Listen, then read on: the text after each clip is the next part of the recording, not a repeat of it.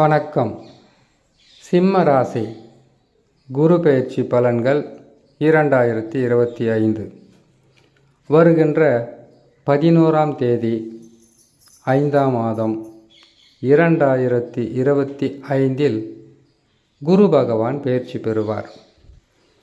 குரு பகவானை பொறுத்தவரையில் மேசராசியான உங்களுக்கு 11ஆம் இடத்தில் உபஜயஸ்தானம், லாபஸ்தானம், வெற்றிகளையும் யோகங்களையும் அதிர்ஷ்டங்களையும் அள்ளி கொடுக்கின்ற ஸ்தானத்திற்கு குரு பகவான் வருவது சிம்ம ராசியான உங்களுக்கு நல்லது நடக்கும், நல்லபடியாக நடக்கும். இதுநாள் வரையில் குரு பகவானை பொறுத்தவரையில் 10ஆம் ராசியில் இருந்திருப்பார். 10ஆம் இடத்தில் குரு பகவான் வந்தால் வாழ்க்கையில் பல வகையான கஷ்டங்களும் துன்பங்களும் சந்திக்கக்கூடிய சூழ்நிலையாக இருந்திருக்கும். தொழிலில் பிரச்சனைகள் இருந்திருக்கும், தொழிலில் விரோதங்கள் ஏற்பட்டிருக்கும், தொழிலில் லாபங்கள் இல்லாமல் போயிருக்கும்.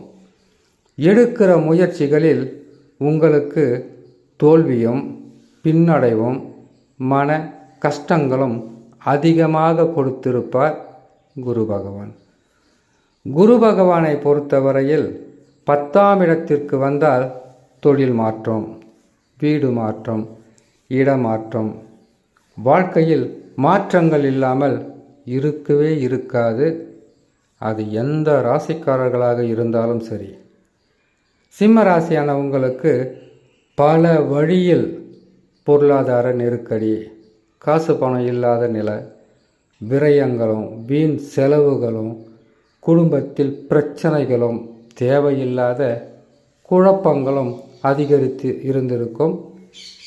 10ஆம் இடத்தில் குரு பகவான் இருக்கும் வரை இருந்தவரை. இதை தவிர்த்து குரு பகவான் 11ஆம் ராசிக்கு வரப்போகிறார். 11ஆம் இடம் என்பது லாபஸ்தானம், உபஜயஸ்தானம் என்று சொல்லியிருக்கு இல்லையா? இனிமேல் உங்களுடைய கஷ்டங்கள் தீரும், நஷ்டங்கள் லாபங்களாக மாறும்.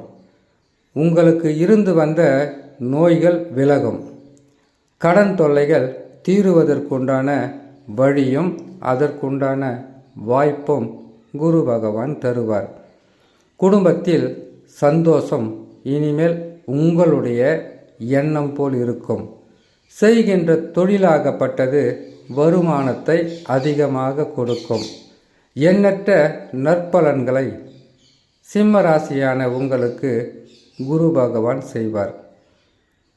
குரு பகவானை பொறுத்தவரையில் 11ஆம் ராசி என்பது லாபஸ்தானம் சொல்லியிருக்கும். எப்பவுமே குரு பகவான் நற்பலன்களை செய்ய வேண்டுமா? ராசிக்கு 2, ராசிக்கு 5, ராசிக்கு 7, ராசிக்கு 9, ராசிக்கு 11ஆம் இடங்களில் பயிற்சி பெற்று அமரும்போது நற்பலன்களை தருவார். மற்ற இடங்கள் என்று ஜென்ம ராசி 3ஆம் ராசியில் அமரும்போது, 4ஆம் ராசியில் இருக்கும்போது, ராசிக்கு 6, ராசிக்கு 8, ராசிக்கு 10, 12ஆம் இடங்களில் வரும்போது ஜென்ம ராசியில் இருந்தாலும், ஜென்ம ராசி என்பது அவரவர் சொந்த ராசியில் குரு பகவான் சஞ்சாரம் செய்கின்ற காலம். இந்த ஜென்ம ராசி 3, 4, 6, 8, 10, 12ஆம் இடங்களில் வரும்போது மட்டும் சுபகிரகங்கள் என்று சொல்லக்கூடிய குரு பகவானும் பல வழியில் கெடு பலன்களை தருவார். இப்போது 10ஆம் இடத்தினுடைய கெடு பலன்களை தந்து வந்த குரு பகவான் உங்களுக்கு 11ஆம் ராசியில் அமர்ந்தால் உங்களுடைய வாழ்க்கையில் அனைத்து வகையான பிரச்சனைகளும் தீர்ந்து வாழ்க்கையில் நிம்மதியாக இருக்கக்கூடிய சூழ்நிலையை உருவாக்குவார். ஆனால் குரு பகவான் மட்டும் ஒரு ராசிக்கு 11ஆம் இடத்தில் வந்துவிட்டால் எல்லா நன்மையும் செய்துவிட முடியாது. குரு ராகு, கேது, சனி பகவான். இந்த 4 கிரகங்களும் நல்ல நிலையில் இருந்தால் தான் குரு பகவான் தடையில்லாத வருமானமும் எதிர்பார்த்த அதிர்ஷ்டங்களும் லாபங்களும் முன்னேற்றங்களும் தொடர்ந்து தந்து கொண்டே இருப்பார். அதை தவிர்த்து குரு பகவான் மட்டும் நல்ல நிலையில் இருக்கும்போது ராகு கேதுக்கள் பாதகமாக இருந்தால் குரு பகவான் அவர்களையும் தாண்டி உங்களுக்கு நற்பலன்களை தர வேண்டும். இவர்களுடன் இணைந்து சனி பகவானும் பாதகமாக இருக்கும்போது ராகு, கேது, சனி 3 கிரகங்களும் பாதகம். உங்களுக்கு குரு பகவான் மட்டும் சாதகம்.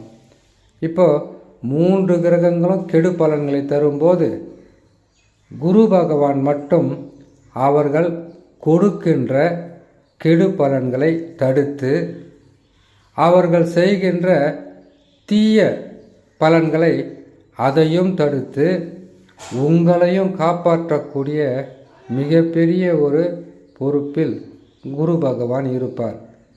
ஓராண்டாக குரு பகவானும் பாதகமாக இருந்ததால் சிம்ம ராசிக்காரர்கள் எதை செய்வது எதை செய்யக்கூடாதுன்னு தெரியாமல் பல வழியிலும் கஷ்டங்களையும் துன்பங்களையும் அனுபவித்து வந்த உங்களுக்கு குரு பகவான் மாற்றம் என்பது மிகவும் ஒரு சிறந்த நற்பலன்களை தரக்கூடிய அமைப்பில் அமர்ந்துவிடும். ஆனால் குரு பகவான் ஓராண்டு 11ஆம் ராசியில் இருந்து பலன்களை தர முடியாது.